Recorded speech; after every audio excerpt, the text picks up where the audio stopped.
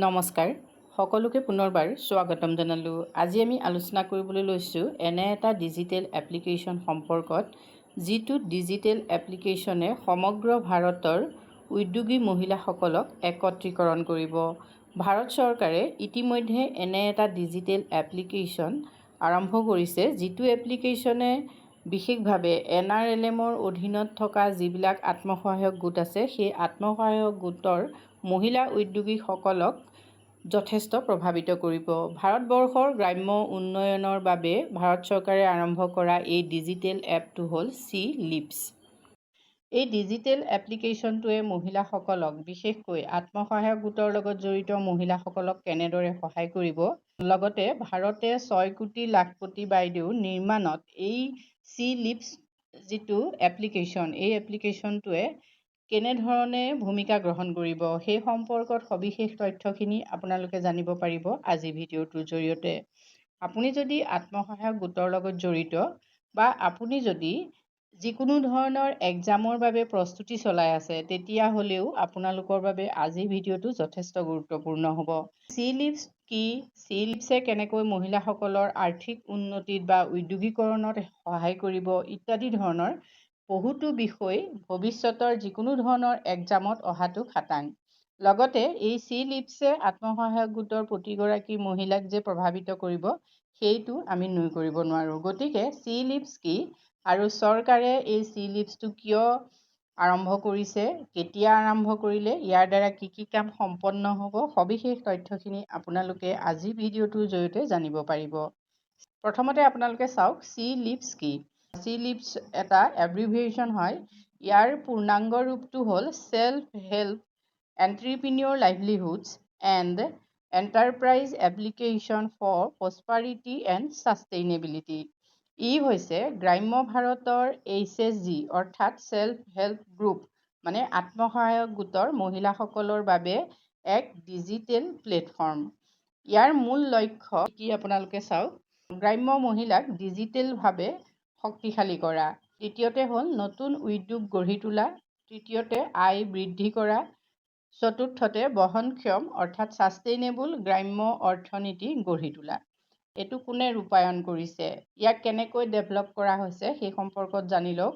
উন্নয়ন আৰু ৰূপায়ণ develop by digital India corporation, অৰ্থাৎ C-LIPS যিটো এপ্লিকেশ্যন সেইটো ডেভেলপ কৰিছে ডিজিটেল ইণ্ডিয়া কৰ্পৰেশ্যনে। ডিজিটেল ইণ্ডিয়া কৰ্পৰেশ্যনে ভাৰতবৰ্ষৰ চৰকাৰী বিভিন্ন ধৰণৰ এপ ইতিমধ্যে ডেভেলপ কৰিছে। Implemented under LOKOS platform. এই লোকছ হ'ল আত্মসহায়ক গোটৰ সবিশেষ তথ্য সংৰক্ষণ কৰি থোৱা এটা ডিজিটেল প্লেটফৰ্ম। লোকছ শব্দটোৰ শব্দগত অৰ্থই হ'ল লোক মানে জনসাধাৰণ আৰু OS মানে অপাৰেটিং ছিষ্টেম, মানে আত্মসহায়ক গোটৰ সবিশেষ তথ্যখিনি সংৰক্ষণ কৰি থোৱা যিটো প্লেটফৰ্ম সেইটো হ'ল লোকছ। এই লোকছে ডিজিটেল ইণ্ডিয়া কৰ্পৰেশ্যনে ডেভেলপ কৰা C-LIPS যিটো এপ্লিকেশ্যন সেইটো ইমপ্লিমেণ্ট কৰিব।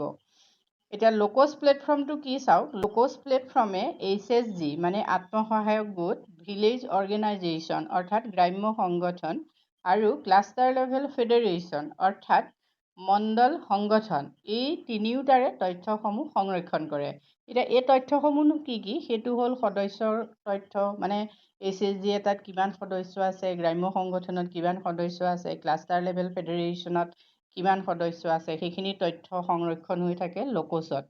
আৰ্থিক লেনদেন কোনটো সংগঠনে কিমান কৰিছে, জীৱিকাৰ তথ্য। Next monitoring and convergence tracking কৰে আৰু গোটেই সংগঠনকেইটাৰ যিটো ট্ৰেকিং ছিষ্টেম সেইটো লোকছ প্লেটফৰ্মত কৰা হয়। C-LIPSটো লঞ্চ কেতিয়া হৈছে, মানে কেতিয়া ভাৰত চৰকাৰে এইটো আৰম্ভ কৰিছে সেইটো সম্পৰ্কত আপোনালোকে জানি থওক।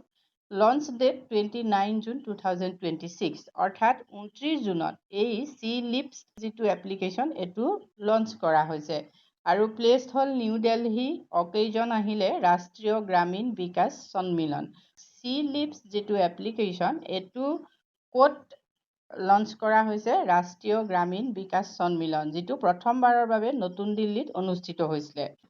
ইয়াৰ মূল থিমটো হ'ল গ্ৰামোদয় সে ৰাষ্ট্ৰোদয়, অৰ্থাৎ গাঁৱৰ উন্নয়নৰ জৰিয়তে ৰাষ্ট্ৰৰ উন্নয়ন ফ'কাচিং কৰে বিকশিত গাঁৱৰ জৰিয়তে বিকশিত ভাৰত। C-LIPSৰ যিখিনি উদ্দেশ্যখিনি চাওক। মহিলা উদ্যোগীক শক্তিশালী কৰা, বিশেষভাৱে যিসকল আত্মসহায়ক গোটৰ লগত জড়িত।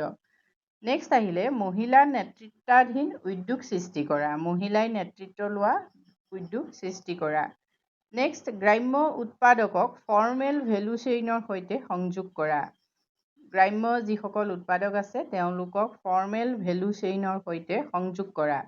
নেক্সট আহিলে ফাইনেন্সিয়েল ইনক্লুজন বৃদ্ধি কৰা, অৰ্থাৎ বিত্তীয় অন্তৰ্ভুক্তিকৰণ বৃদ্ধি কৰা। নেক্সট আহিলে ডাটা ড্ৰাইভেন এণ্ট্ৰিপ্ৰিনিয়ৰশ্বিপ উৎসাহিত কৰা। C-LIPS যিটো এপ্লিকেশ্যন নিৰ্দিষ্ট কেইখনমান ৰাজ্যতহে হ'ব নেকি সেই সম্পৰ্কটো আপোনালোকে জানি থওক যে ভাৰতবৰ্ষৰ 34খন অৰ্থাৎ 34 ৰাজ্য আৰু কেন্দ্ৰীয় শাসিত অঞ্চলত এই C-LIPS এপ্লিকেশ্যনটো ৰূপায়ণ হৈছে।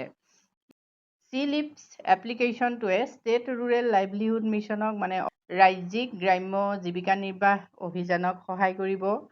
ৰিয়েল টাইম এণ্টাৰপ্ৰাইজ ডাটা সংগ্ৰহ কৰিব, মনিটৰিং উন্নত কৰিব আৰু লোকেল আৰু নেশ্যনেল ডিচিছন মেকিঙক সহজ কৰি তুলিব। ডিজিটেল কি সেৱা এণ্টাৰপ্ৰাইজ ডেভেলপমেণ্টৰ ক্ষেত্ৰত আমাক আগবঢ়াব সেই সম্পৰ্কত চাওক। ৰিয়েল টাইম অপাৰেশ্যন ডাটা সংগ্ৰহ কৰিব, প্ৰফাইল ক্ৰিয়েশ্যন কৰিব, এণ্টাৰপ্ৰাইজ ৰেজিষ্ট্ৰেশ্যন কৰিব, এণ্টাৰপ্ৰাইজ পাৰফৰ্মেঞ্চ ট্ৰেকিং কৰিব, ডিজিটেল মনিটৰিং গভাৰ্নেন্স উন্নত কৰিব, পলিচি মেকিঙত সহজ কৰি তুলিব। ইয়াৰ যিখিনি মুখ্য সেৱা সেই সেৱাখিনি চাওক। কি ছাৰ্ভিচেছখিনি কি হ'ব। প্ৰডিউচাৰ গ্ৰুপ ছিষ্টেম মানে উৎপাদকৰ যিবিলাক গোট থাকিব সেই গোটেই গোট ব্যৱস্থাটোৰ সম্পৰ্কত ইয়াত কাম কৰিব পৰা হ'ব। এণ্ট্ৰিপ্ৰিনিয়ৰ এণ্টাৰপ্ৰাইজ প্ৰফাইল অৰ্থাৎ উদ্যোগী আৰু উদ্যোগৰ প্ৰফাইল মেকিং কৰাত সহায় কৰিব। প্ৰডিউচাৰ এণ্টাৰপ্ৰাইজ ছিষ্টেম অৰ্থাৎ উৎপাদকৰ যি প্ৰতিষ্ঠান সেই গোটেই প্ৰতিষ্ঠানৰ যিটো ছিষ্টেম সেই ছিষ্টেমটো সম্পৰ্কত কাম কৰিব পাৰিব, সেৱা আগবঢ়াব। আজীৱিকা গ্ৰামীণ এক্সপ্ৰেছ যোজনাৰ নেক্সট ক্লাষ্টাৰ মেনেজমেণ্ট, নেক্সট আহিলে ইনকুবেটৰ ছাপোৰ্ট ছিষ্টেম, নেক্সট আহিলে custom hiring centre, next PMFME scheme system. এই গোটেই বিষয়কেইটা এই ডিজিটেল এপ্লিকেশ্যনটোৱে সামৰি ল'ব। C-LIPSে লাখপতি দিদিসকলক উৎসাহিত কৰাত বিশেষকৈ গুৰুত্ব দিব। C-LIPSে ইনকাম গ্ৰোথ ট্ৰেকিং কৰিব, এণ্টাৰপ্ৰাইজ পাৰফৰ্মেঞ্চ মনিটৰিং কৰিব, লাখপতি দিদি মিছন শক্তিশালী কৰিব আৰু 3 কোটি লাখপতিৰ পৰা 6 কোটি মহিলা যাতে লাখপতি হ'ব পাৰে সেই ক্ষেত্ৰত এই ডিজিটেল এপ্লিকেশ্যনটোৰ জৰিয়তে কাম কৰা হ'ব। আগন্তুক 5টা বছৰত 10 লাখ কোটি টকা চৰকাৰে ইনভেষ্ট কৰিব এই প্ৰজেক্টটোত। C-LIPSে মহিলা সবলীকৰণত বিশেষকৈ গুৰুত্ব দিব, মানে C-LIPSৰ জৰিয়তে মহিলা সবলীকৰণ হ'ব, গ্ৰাম্য উদ্যোগ বৃদ্ধি হ'ব, বিত্তীয় অন্তৰ্ভুক্তিকৰণ বাঢ়িব, ডিজিটেল গভাৰ্নেন্স অৰ্থাৎ আত্মসহায়ক গোটৰ গোটেই প্ৰশাসনিক ব্যৱস্থাটো ডিজিটেল কৰি তোলা, লগত আহিলে ছাষ্টেইনেবল ৰুৰেল ডেভেলপমেণ্ট মানে বহনক্ষম গ্ৰাম্য উন্নয়ন বৃদ্ধি হ'ব, লগতে ইনক্লুচিভ ইকনমি অৰ্থাৎ অন্তৰ্ভুক্তিকৰণ অৰ্থনীতি। নেশ্যনেল ৰুৰেল লাইভলিহুড মিছনৰ মূল যি লক্ষ্য আৰু উদ্দেশ্য সেই লক্ষ্য আৰু উদ্দেশ্যক সামূহিকভাৱে শক্তিশালী কৰাৰ ক্ষেত্ৰত সহায় কৰিব এই C-LIPS ডিজিটেল এপ্লিকেশ্যনটোৱে। যদি আপুনি আত্মসহায়ক গোটৰ লগত জড়িত এগৰাকী সদস্যা হয় তেতিয়াহ'লে আপুনিও এই এপ্লিকেশ্যনটোৰ দ্বাৰা প্ৰভাৱিত হোৱাটো খাটাং।